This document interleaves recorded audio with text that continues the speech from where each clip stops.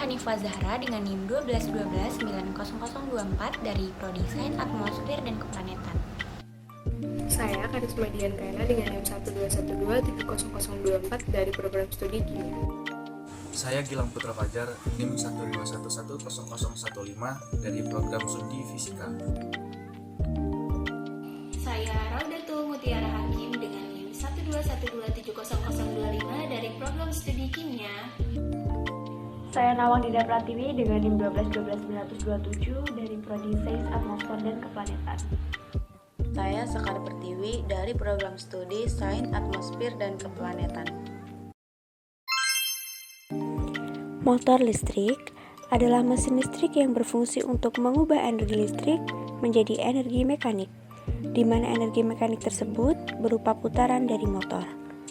Menurut sumber tegangan yang digunakan, motor listrik dapat dibedakan menjadi dua, yaitu motor listrik AC dan DC.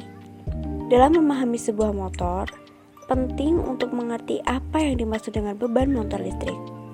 Beban mengacu kepada keluaran tenaga putar atau torsi sesuai dengan kecepatan yang dibutuhkan.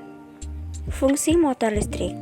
Motor listrik adalah alat untuk mengubah energi listrik menjadi energi mekanik. Alat yang berfungsi sebaliknya, mengubah energi mekanik menjadi energi listrik disebut generator atau dinamo. Motor listrik dapat ditemukan pada peralatan rumah tangga seperti kipas angin, mesin cuci, pompa air, dan penyedot debu. Berikut adalah kumpulan dari rumus motor listrik AC. Sebuah penghantar melingkar jika dialiri arus listrik akan menghasilkan medan magnet. Penghantar melingkar yang berbentuk kumparan panjang disebut solenoida.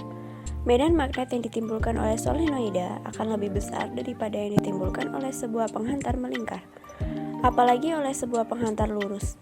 Tahukah kamu mengapa demikian? Jika solenoida dialiri listrik, maka akan menghasilkan medan magnet. Medan magnet yang dihasilkan solenoida berarus listrik bergantung pada besar kuat arus listrik dan banyaknya kumparan.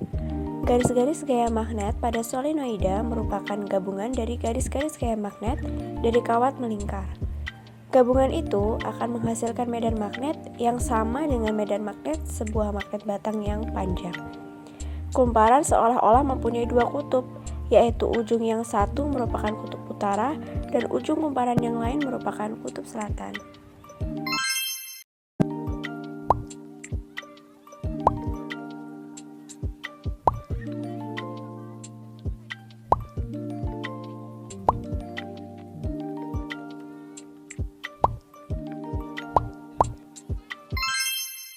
Pertama kita lubangi styrofoam pada 4 bagian.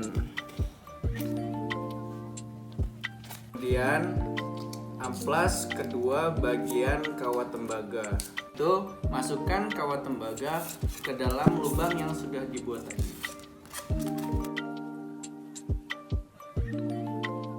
Selanjutnya, siapkan kawat tembaga, lalu dibakar. Setelah itu, lilitkan pada spidol sebanyak jumlah lilitan yang diinginkan.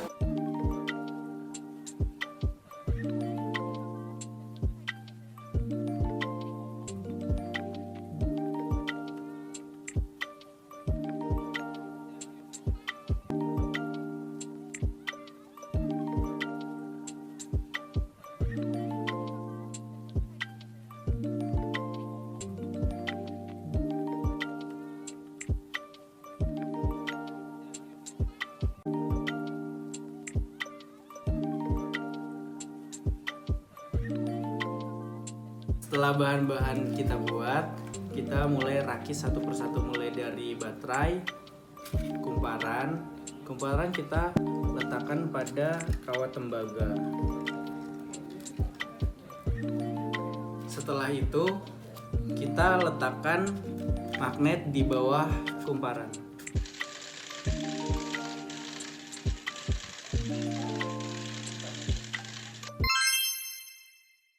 Kekurangan 1.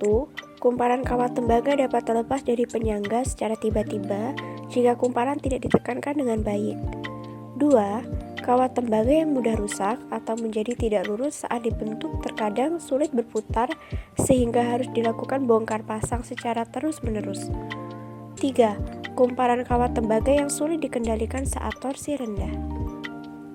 Kelebihan: 1. Alat dan bahan mudah didapatkan serta harga yang terjangkau.